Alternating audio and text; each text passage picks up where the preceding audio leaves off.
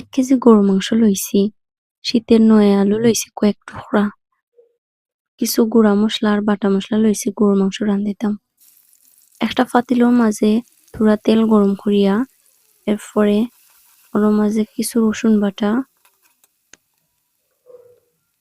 তেজপাতা কয়েক টুকরা আর দারচিনি দিলাইছি। বালা করে লাড়িচাড়ি লাল কইরা ভাজা লইমু। এরপরে কিছু পেঁয়াজ বাটা দিলাইছি, ওগুন একলগে লাড়িচাড়ি লাল করিয়া ভাজিয়া লইমু। এরপরে যে গুঁড়া মশলা গুন দেখাইছিলাম ওগুন নর্মাল পানি দিয়া বালা মতো পেস্ট করিয়া এখন তেলের মাঝে দিলাইমু। এখন পেঁয়াজ রসুনের লগে মশলাগুন বালা করে কষানি লাগবো। ততক্ষণ পর্যন্ত কষানি লাগবো যতক্ষণ পর্যন্ত মশলা থাকি তেল না ছাড়িয়ে আইছে। আসসালামু আলাইকুম, আমি ইয়াসমিন মায়ের ছোঁয়া রান্নাঘর থাকি মনের মতো আলু দিয়া গরু মাংস খিলান রান্ধুনি ও রেসিপি লই আইছি আজকু। যদিও আমি খুব একটা রান্না বান্না পারি না, আমি আর কি জেলান করি ওলানো দেখাইমু। যদি কোনো ভুল ত্রুটি হয় আপনারা নিজ দায়িত্বে ক্ষমা করিয়া দিলাইবা আমারে।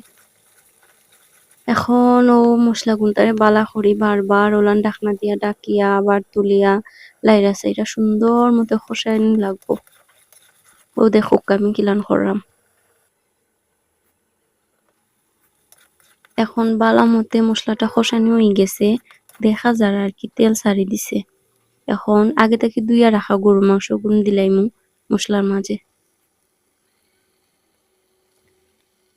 তারপর বালা করে লাড়ি চাড়ি ওগুন থেকে কষানি লাগবো। ও দেখো আমি কষাইরাম কিলান।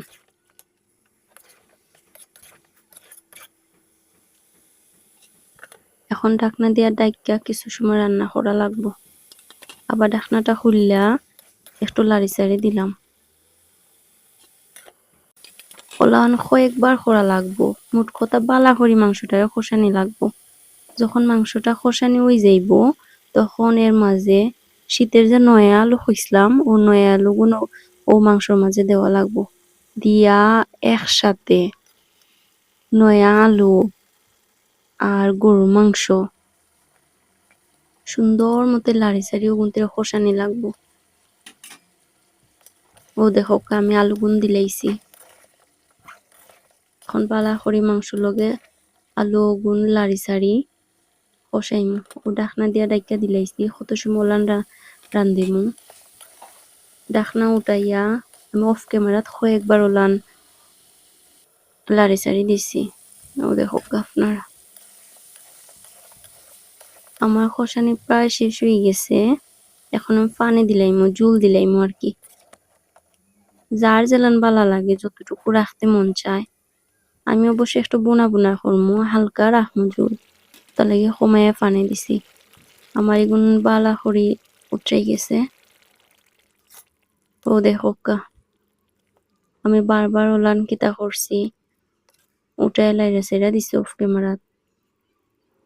আমার গরু মাংসর কালারটা চেঞ্জ হয়ে গেছে, আমার রান্না প্রায় কমপ্লিট হয়ে গেছে। ও দেখো খিলান হয়েছে, আপনারা কিন্তু জানাইবা আমার কমেন্টের মধ্যে।